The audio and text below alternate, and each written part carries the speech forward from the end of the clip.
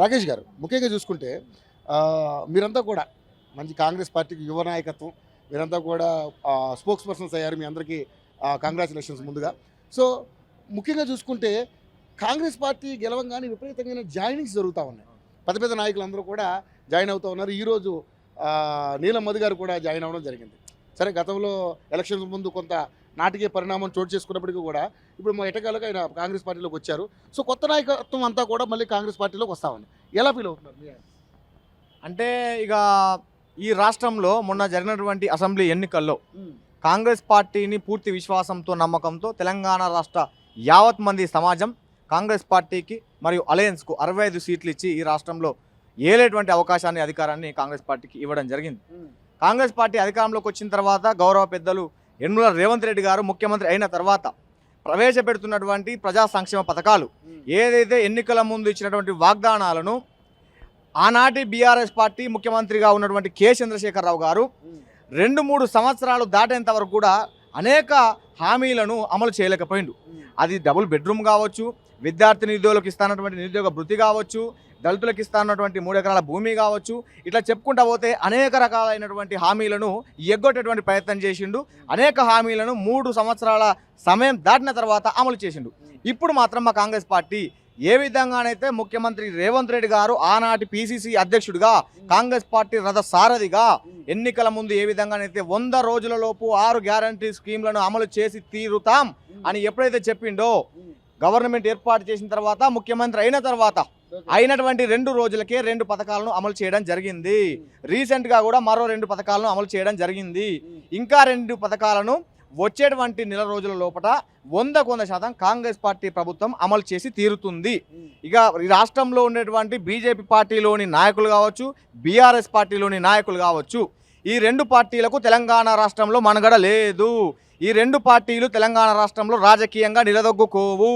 కాబట్టి కాంగ్రెస్ పార్టీ మాత్రమే మనందరికీ శరణ్యము. కాంగ్రెస్ పార్టీ మాత్రమే ఈ రాష్ట్రంలో రాజకీయంగా నిలదొక్కుంటుంది. ప్రజల యొక్క మన్నలను పొంది వాళ్ళకి ఇచ్చినటువంటి హామీలను నెరవేర్చి 100% వచ్చేటువంటి మళ్ళా ఎన్నికల్లో కూడా వచ్చేటువంటి 5 ఏళ్లకు కావచ్చు, వచ్చేటువంటి 10 ఏళ్లకు కావచ్చు కాంగ్రెస్ పార్టీకి ప్రజలు ఖచ్చితంగా పట్టం కడతారనే ఉద్దేశంలో భాగంగానే అనేక మంది మాజీ ఎమ్మెల్యేలు, అనేక మంది జడ్పీ చైర్పర్సన్లు, అనేక మంది మాజీ ఎమ్మెల్సీలు, ఇవాళ మండల స్థాయిలో ఉన్నటువంటి అనేక మంది నాయకులు, మున్సిపల్ కార్పొరేషన్లు, మున్సిపల్ మాజీ కౌన్సిలర్లు ఇలా అనేక మంది బీఆర్ఎస్ పార్టీ నుంచి, ముఖ్యంగా ఆనాటి అధికార బీఆర్ఎస్ పార్టీ నుంచి మరియు బీజేపీ పార్టీ నుంచి కాంగ్రెస్ పార్టీలకు వలసలు రావడం జరుగుతుంది. దీని అంతటికీ సంకేతం ఏంది? ఈ ఎంపీ ఎన్నికల్లో కూడా కాంగ్రెస్ పార్టీ మెజార్టీ స్థానాలను గెలుచుకోబోతుంది. ప్రజల మన్నలను ఏ విధంగానైతే పొంది తెలంగాణ రాష్ట్రంలో 65 సీట్లలో కాంగ్రెస్ పార్టీ గెలుచుకొని ప్రభుత్వం ఏర్పాటు చేసిందో, ఈ ఎంపీ ఎన్నికల్లో కూడా కాంగ్రెస్ పార్టీకే మళ్ళీ తెలంగాణ ప్రజానీకం పట్టం కడతారు. దాదాపుగా 15 సీట్లు ఎంపీ సీట్లను కాంగ్రెస్ పార్టీ గెలుచుకోబోతుందని చెప్పి అనేక సర్వేలు చెప్తున్నాయి. ప్రజల యొక్క నాడి కూడా అదే విధంగా ఉంది. మెజార్టీ స్థానాలను కాంగ్రెస్ పార్టీకి ఇవ్వాలి, అట్లయితేనే బలం ఉంటుంది.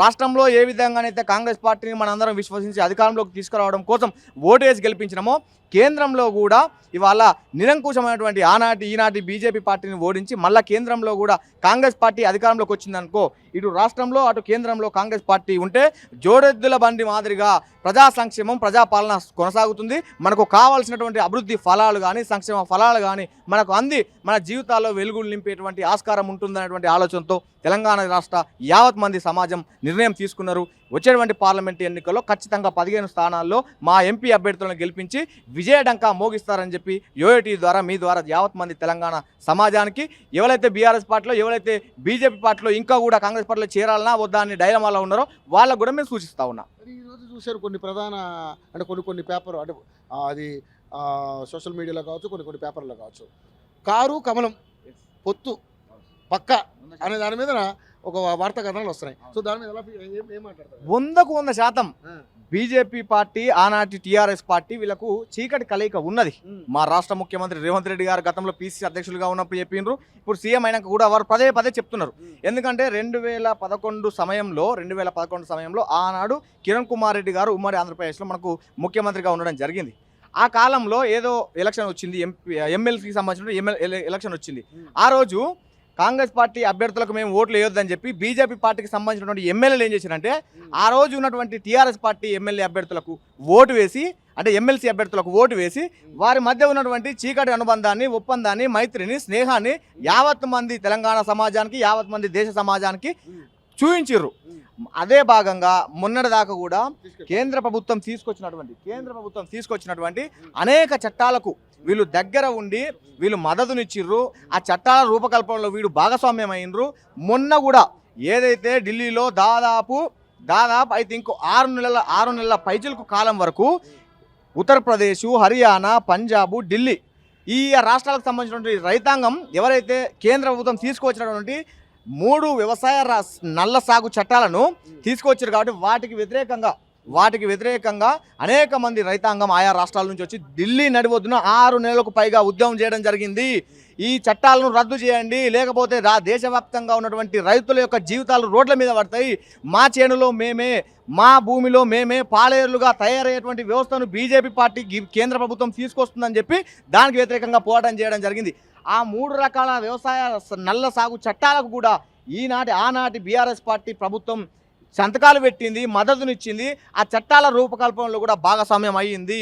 కాబట్టి గతంలో జరిగినటువంటి పరిణామాలన్నీ చూసుకుంటే, చారిత్రక అంశాలన్నింటినీ మనం పరిశీలించినట్లయితే బీజేపీ పార్టీ, బీఆర్ఎస్ పార్టీ ఒకటే అని చెప్పి మనకు తెలియజేసుకోవాల్సినటువంటి అవసరం ఉంది.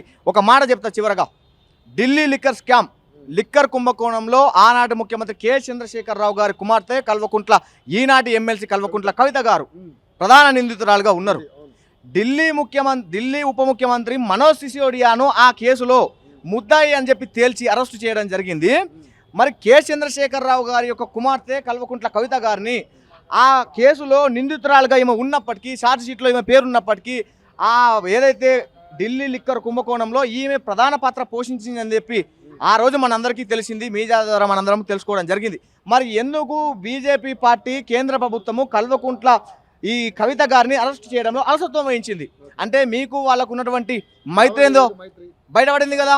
మరొక మాట తెలియజేస్తా, ఈ దేశ ప్రధాని గారు గౌరవ పెద్దలు నరేంద్ర మోదీ గారు ఏం చెప్పిండ్రు?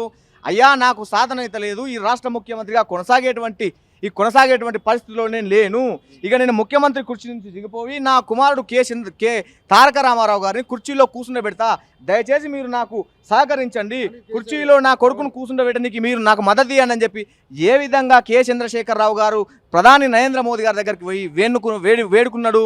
ఆ మాట స్వయాన నరేంద్ర మోదీ గారు మహబూబ్ నగర్ సభలో ప్రకటించడం జరిగింది కదా.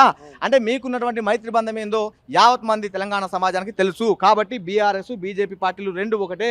ఖచ్చితంగా ఈ రెండు పార్టీల యొక్క ప్రజా వ్యతిరేక విధానాలను ఖచ్చితంగా ఓడించాలంటే, లేదా ప్రజల యొక్క సంక్షేమము తీసుకురావాలంటే అది కేవలం కాంగ్రెస్ పార్టీతో మాత్రమే సాధ్యమవుతుందని చెప్పి ప్రజలు ఆల్రెడీ డిసైడ్ చేసుకొని అసెంబ్లీలో అసెంబ్లీ ఎన్నికల్లో మాకు అవకాశం కల్పించడం జరిగింది. ఈ రాష్ట్రంలో ప్రభుత్వాన్ని ఏర్పాటు చేసుకోవడం కూడా వారు సహకరించడం జరిగింది. అదే మాదిరిగా వచ్చేటువంటి ఎంపీ ఎన్నికల్లో కూడా 100% అదే విశ్వాసంతో ప్రజానికం 100% కాంగ్రెస్ పార్టీకి ఓటు వేసి 15 స్థానాల్లో మా ఎంపీ అభ్యర్థులను గెలిపిస్తారనే మాట యావత్ మంది తెలంగాణ సమాజానికి నేను తెలియజేస్తా ఉన్నా. థ్యాంక్ యూ రాకేష్ గారు.